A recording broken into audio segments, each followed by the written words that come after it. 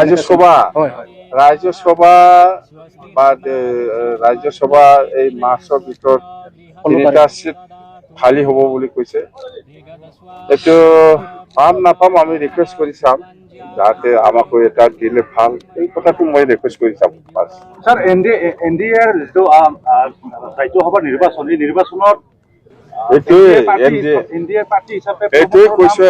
নাই NDA 101টা party আছে, all India হিচাপ নাই, বহুত এনডিএ পাৰ্টনাৰ। ইয়াৰ ভিতৰত যেনিবা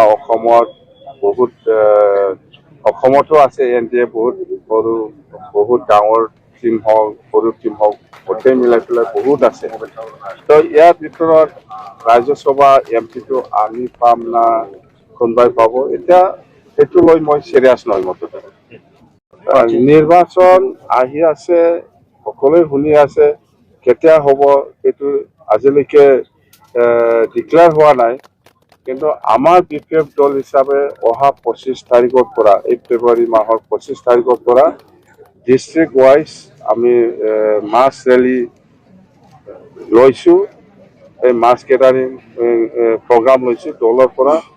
তেতিয়া আমি গম পাম কোনটো সমষ্টিত আমি দলে কিমান ষ্ট্ৰং।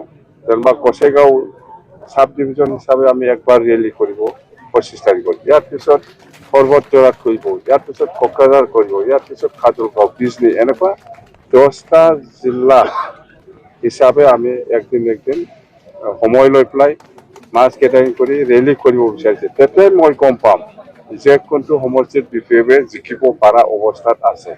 এতিয়া মই ক'ব নোৱাৰে যে চব সমষ্টিত আমি জিকিব পাৰে, আজিৰ দিনত মই এইটো ক'ব নোৱাৰিম। মুঠতে মই ৰেলী কৰি চাম, তেতিয়া মই গম পাম যে এই সমষ্টিত আমি জিকিব পাৰিম। ৰাজ্যসভাৰ সাংসদৰ বাবে